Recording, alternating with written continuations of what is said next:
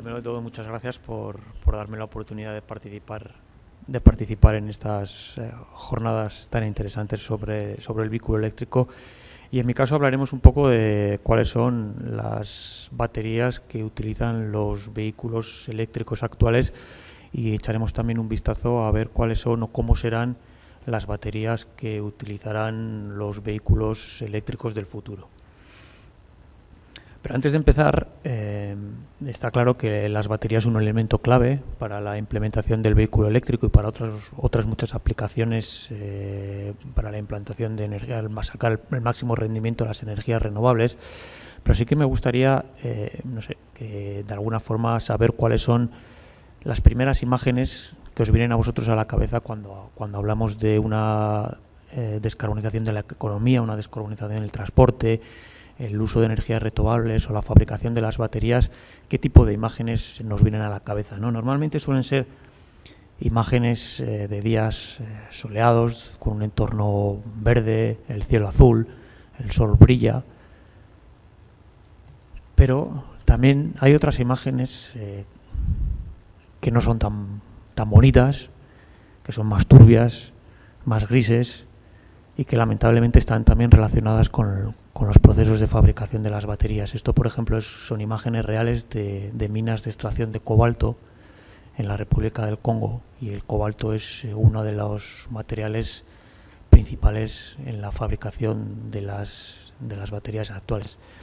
Por lo tanto, es cierto que todas estas tecnologías encaminadas hacia la descarbonización del transporte tienen su lado verde, pero también tienen su lado gris.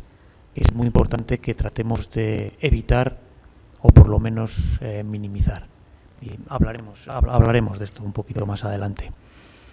La charla tiene 3 contenidos. Primero hablaremos un poquito del impacto social y del reciclado de las baterías, qué podemos hacer para mejorar ese aspecto. Después echaremos un poquito una mirada a ver cuáles son los parámetros más importantes que utilizamos a la hora de caracterizar una batería, para decir cómo de buena o de mala es una batería para nuestro vehículo eléctrico. Y después echaremos un ojo a cuáles son los materiales, los principales materiales y baterías que utilizan los vehículos eléctricos actuales, los del futuro, y cuáles serán sobre todo las baterías del futuro, qué pinta tendrán o de qué materiales estarán fabricadas las baterías para el vehículo del futuro y qué tipo de prestaciones tendrán en comparación con las baterías actuales. Está claro que con todas las políticas gubernamentales y con todas las directrices europeas, la opción del vehículo eléctrico no es una opción, es la opción. Como ha dicho Melchor y como ha dicho María José, los números cambian dependiendo un poquito de la fuente, pero el transporte se estima que es uno de los mayores responsables de las emisiones de gases del efecto invernadero. Entonces, tenemos que hacer esta transición hacia el vehículo eléctrico de una forma obligatoria, pero tenemos que tener, como decía antes, cuidado cómo lo hacemos para que, como suele decir mi madre, no sea peor el remedio que la enfermedad. Cada vez son más las presiones y las voces que piden o que reclaman que se incluya el impacto social en el análisis del ciclo de vida de las baterías. No solo el impacto medioambiental, sino analizar en qué condiciones están las personas que trabajan en las fabricaciones de baterías y cuál es el impacto social que ello tiene. Me imagino que conocéis el Tesla Battery Day. Tesla es uno de los principales fabricantes de vehículos eléctricos y una vez al año se reúnen para presentar cuáles son sus principales novedades, los principales resultados.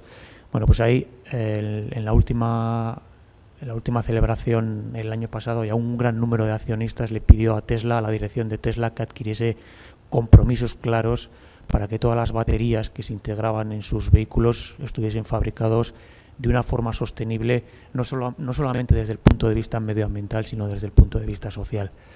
La Comunidad Económica Europea está promoviendo algo muy parecido, que es el Battery Passport, que le llaman, para que cada batería tenga asociada una etiqueta en la que todos sepamos dónde se ha fabricado esa batería, en qué condiciones se ha fabricado esa batería, cómo se ha fabricado esa batería, de dónde vienen los materiales o la materia prima que utilizamos para fabricar esa batería, y que desde nuestro punto de vista, desde nuestra convicción social, podamos elegir una batería u otro en vista a nuestras convicciones éticas y morales.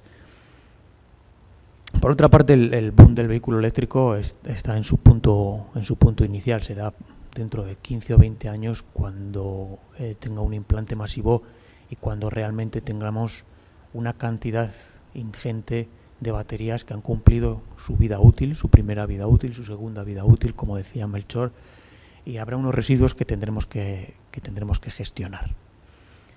Por lo tanto, es también absolutamente imprescindible que cambiemos el chip y que cambiemos estos modelos de economía y de consumo lineales en los que fabricamos, utilizamos y echamos a la basura por modelos de economía circulares donde fabriquemos, utilicemos y reciclemos, de tal forma que el reciclaje sea también una estrategia clave para garantizar un proceso de fabricación, como está de moda decir ahora, resiliente, fuerte, basado en materias primas locales y que de alguna forma garanticen que no vaya a haber interrupciones en el ciclo de abastecimiento que hace que interrumpan las cadenas de fabricación y afecten a la competitividad y a la efectividad de las empresas de nuestro entorno, como está pasando con los chips electrónicos.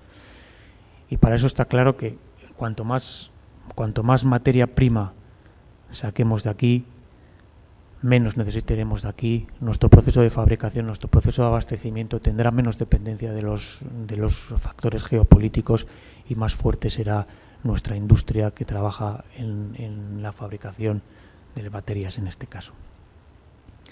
Y me gustaría decir solamente dos palabras o un minuto, dedicar un minuto para explicaros cómo funciona una batería desde el punto de vista externo, sobre todo a la hora de implantarla en el vehículo eléctrico. Tenemos dos parámetros que son claves, que son el voltaje y la intensidad. En mecánica es muy fácil interpretar estos conceptos porque sabemos que un coche se mueve con velocidad porque lo vemos. Pero hablando de electricidad no vemos cómo se mueven los electrones y eso nos cuesta un poquito más. Entonces yo suelo utilizar esta analogía. Una batería no es más que una reserva de energía, es similar al pantano que tenemos en Ulibarri, y el voltaje que tenemos entre los dos bornes de la batería lo podemos equiparar a la altura con la que cae el agua en esta presa que produce electricidad. La corriente que sale de la batería, bueno, el voltaje, al equipararlo con la altura de la presa, podemos considerar lo que es constante, que no va a cambiar, y en el caso de las baterías depende principalmente de los materiales con los que están fabricados estos electrodos. La corriente que sale de la batería es el flujo de agua que cae por la presa. La potencia va a ser la multiplicación del voltaje por corriente. Ya vemos que si el voltaje va a permanecer constante, la única forma que tenemos de pedirle más potencia a la batería va a ser aumentar la corriente. Veremos en un momento cuáles son las implicaciones de eso. Y la energía de nuestra batería será la potencia por el tiempo en uso de esa batería. La capacidad de la batería la podemos equiparar a la capacidad del embalse, la podemos medir como la cantidad de agua que cae por la presa por el tiempo, y un parámetro muy importante es lo que denominamos el C-rate, de la velocidad de carga y descarga de la batería. Entonces aquí ya podemos empezar a ver las primeras contraindicaciones o las primeras dificultades. Si nosotros conducimos nuestro vehículo eléctrico de una forma agresiva, dando muchos acelerones o subimos muchas cuestas y le demandamos mucha potencia, esa batería nos va a durar menos, vamos a poder hacer menos kilómetros y tendremos que recargar antes. Por otro lado, si vaciamos y recargamos la batería muy rápido, si en este caso si tenemos un flujo de agua muy grande, las tres compuertas abiertas, el desgaste que van a tener todas las piezas, todas las turbinas en este sistema va a ser considerablemente mayor. Nuestro sistema se va a deteriorar antes. De la misma forma, si este embalse se llena de una forma muy precipitada por causa de unas lluvias torrenciales que lo llevan de una forma muy repentina, vamos a ocasionar una erosión en el paisaje muchísimo mayor que si lo llenamos de una forma más pausada. Y eso pasa exactamente igual con las baterías. Si las cargamos y las descargamos continuamente de una forma muy rápida, estamos limitando el número de ciclos que podemos utilizar y el número de ciclos de carga y descarga, y tendremos que cambiarlas en vez de a los 300.000 kilómetros a los 100.000 o a los 150.000.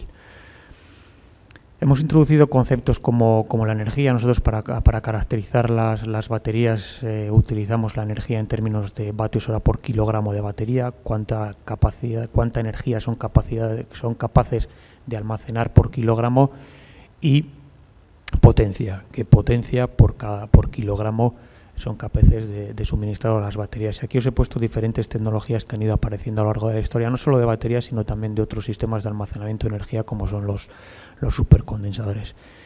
Estas son las baterías de plomo ácido que aparecieron al principio, que se siguen utilizando en los sistemas de arranque de los vehículos tradicionales.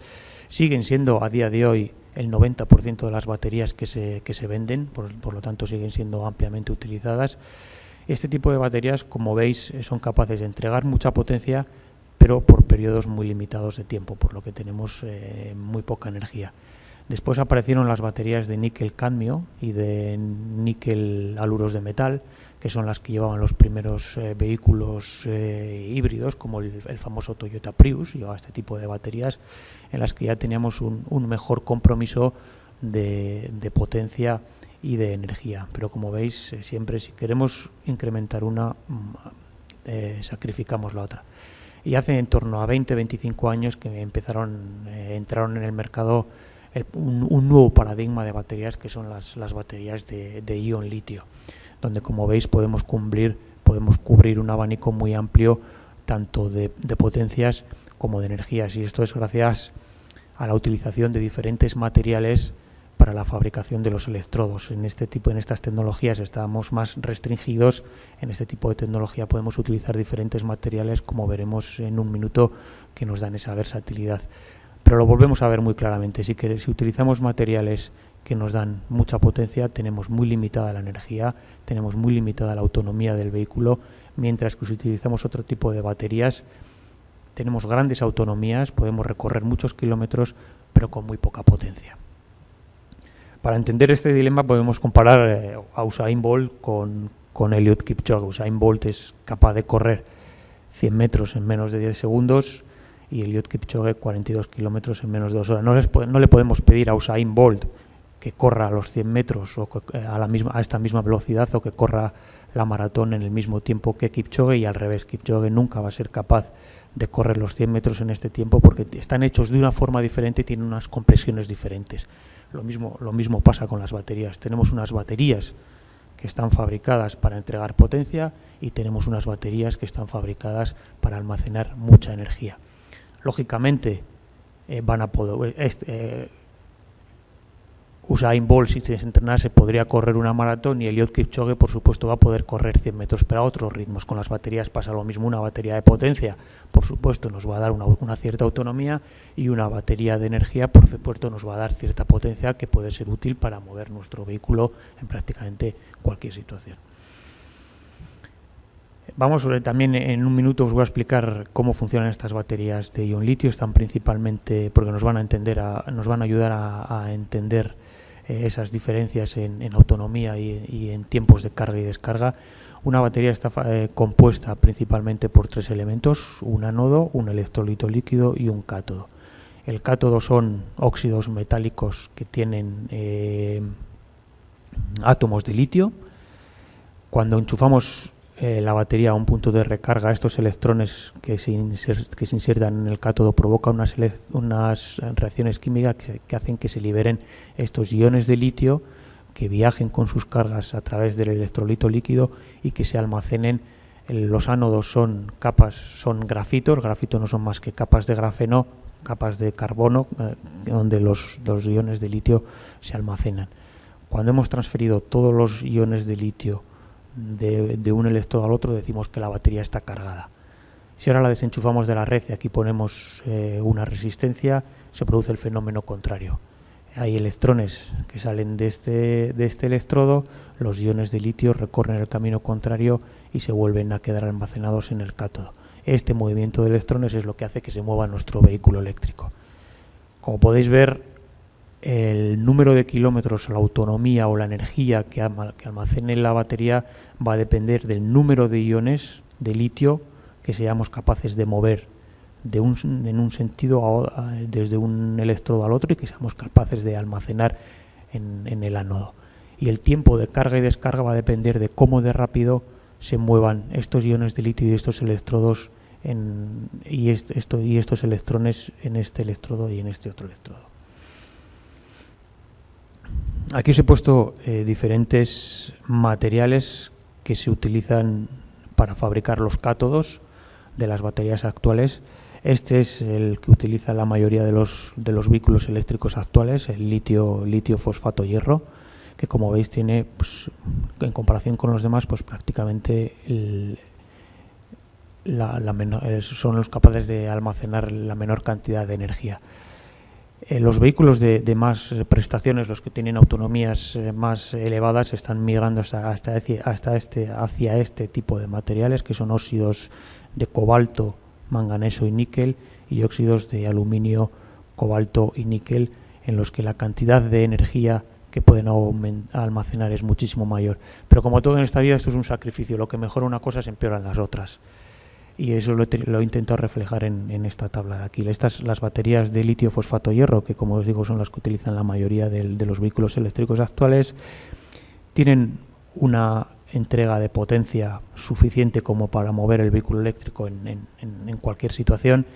Es cierto que el kilometraje está limitado a lo que comentábamos antes, unos 300-350 kilómetros, pero tiene un buen equilibrio entre la seguridad, entre estabilidad y el coste. Si nos vamos a las baterías de óxidos de aluminio, cobalto y níquel, que son las que utilizan, lo veremos en un minuto, por ejemplo, los Tesla, el vehículo Tesla, tienen muchísimo mejor equilibrio de entrega de energía, potencia. Aquí nos estamos hablando ya que podemos hablar 600-700 kilómetros, pero empiezan a tener problemas de seguridad. Todos hemos visto las baterías, las fotos de los coches de los Tesla ardiendo. Tienen menor estabilidad, se degradan antes, tienen menor ciclo de vida y sobre todo son muchísimo más caros. Pues con esto quiero decir que, bueno, lo diré después como conclusiones, pero que cada batería es útil para un tipo de vehículo en particular y no hay una batería ideal que nos valga para cumplir diferentes aplicaciones no solo de vehículo eléctrico, no solo de las necesidades que tengamos de movilidad, sino a otras aplicaciones.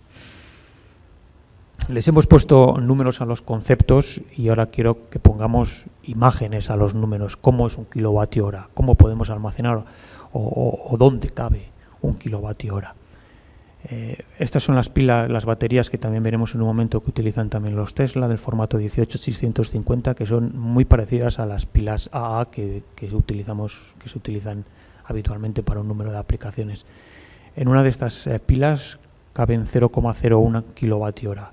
Por lo tanto, para almacenar un kilovatio hora necesitamos 100 de estas pilas conectadas en un módulo, que es lo que tenemos en esta imagen. Y el Tesla S, que está expuesto y que me ha encantado, que está expuesto aquí fuera, tiene unas baterías de 100 kilovatios hora. Por lo tanto, necesitamos en torno a 10.000 de estas baterías de estas pequeñas baterías para conformar el sistema que alimenta el coche.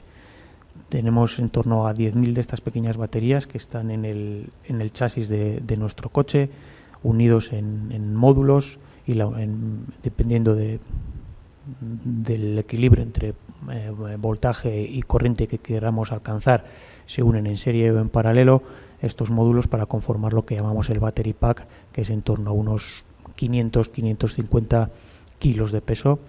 Pero aún y todo, de estos 550 kilos que pesan las baterías, solamente alrededor de 7 kilogramos es litio.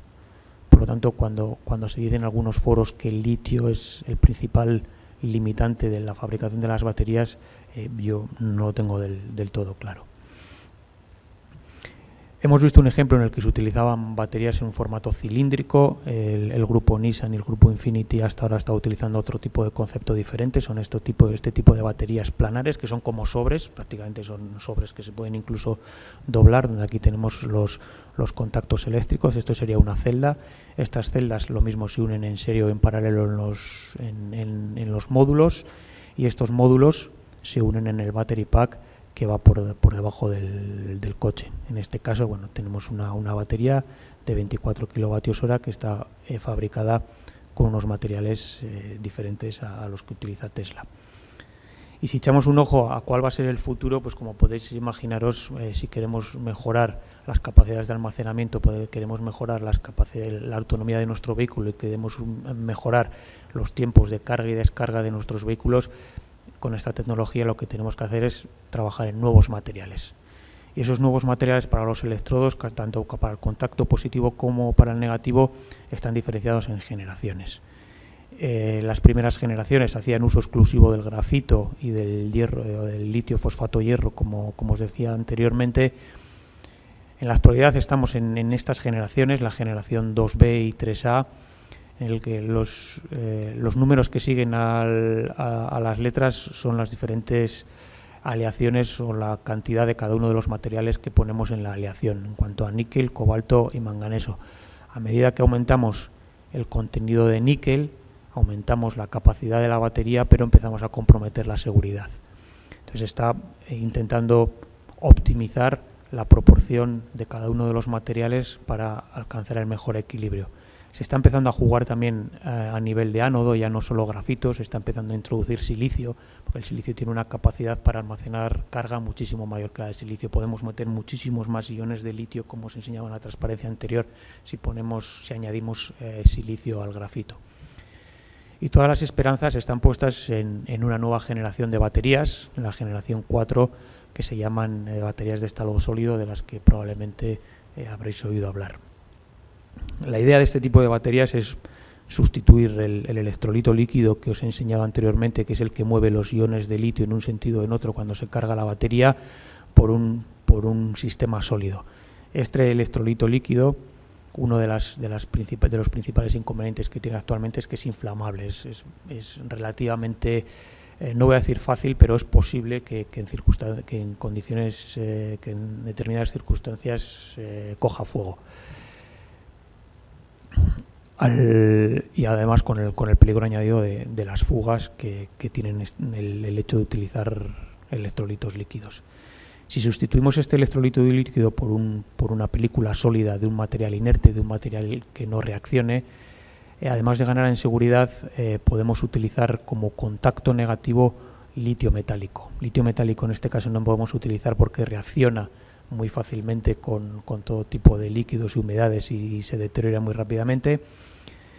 Y la ventaja de utilizar litio metal es que es capaz de almacenar 10 veces más de carga que el grafito. Entonces, en teoría, podríamos fabricar baterías que multiplicasen por 10 la autonomía de nuestro vehículo eléctrico, baterías que multipliquen por 10 la autonomía de nuestro vehículo eléctrico, que sean muchísimo más seguras, y esos mecanismos que os enseñaba para meter los iones de litio en los electrodos que limitan la velocidad de carga y descarga de nuestra batería son muchísimo más rápidos si podemos utilizar litio metal. Estamos hablando de posibilidad de cargar nuestro vehículo eléctrico con este tipo de configuraciones en menos de 10 minutos. Los procesos de fabricación son considerablemente más sencillos y por lo tanto más baratos. Están en la mayoría de los casos basados en procesos de impresión que permitirían fabricar baterías, un número muchísimo mayor de baterías en el mismo tiempo.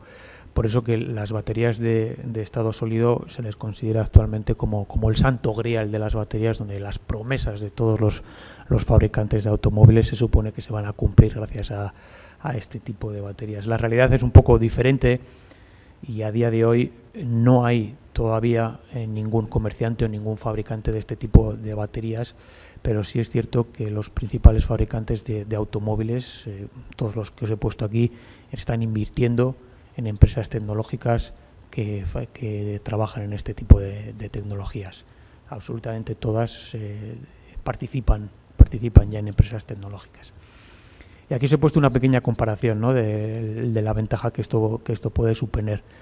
Si una batería de 500 kilogramos con los mejores materiales a día de hoy, como las que puede utilizar Tesla, son capaces de recorrer 500 kilómetros, suponiendo también un dato parecido al que ha dado antes Melchor, ¿no?, de 13 kilovatios hora cada 100 kilómetros, con las nuevas baterías de estados sólidos estamos hablando que las autonomías de estos vehículos nos podemos ir a los 1100 kilómetros, con lo cual los problemas con los que hemos estado comentando a lo largo de la mañana de puntos de carga y descarga, pues desde el punto de vista del usuario facilitaría muchísimo la utilización del vehículo eléctrico. Y aquí, para finalizar, he querido reflejar los principales fabricantes actuales de automóviles, cuáles son las configuraciones y los materiales que utilizan a nivel de cátodos y cuáles son los formatos de las baterías. Hemos hablado de dos de ellos, hemos hablado de cilíndricas, hemos hablado de las células pouch. También hay otros que utilizan prismáticas, muy parecidas a aquellas pilas de petaca que se utilizaban hace años. Y estas son los principales fabricantes de celdas y baterías que abastecen o nutren a los fabricantes de automóviles actuales. Y bueno, antes de finalizar, como conclusión, simplemente 2 puntos. No existe la batería ideal, la cojo batería que llamamos, ¿no?, que sea útil para absolutamente todos los usos. Va a depender del tipo de vehículo que queramos utilizar. No es lo mismo un vehículo de alta gama para ir a 200 km por hora o para andar subiendo y bajando puertos que siga otro vehículo diferente que queramos utilizar simplemente para desplazarnos muchos kilómetros, que camiones, que autobuses, que incluso vehículos eléctricos y aplicaciones estacionarios. Dependiendo del vehículo y dependiendo de la aplicación, tendremos que elegir un tipo de batería y otra.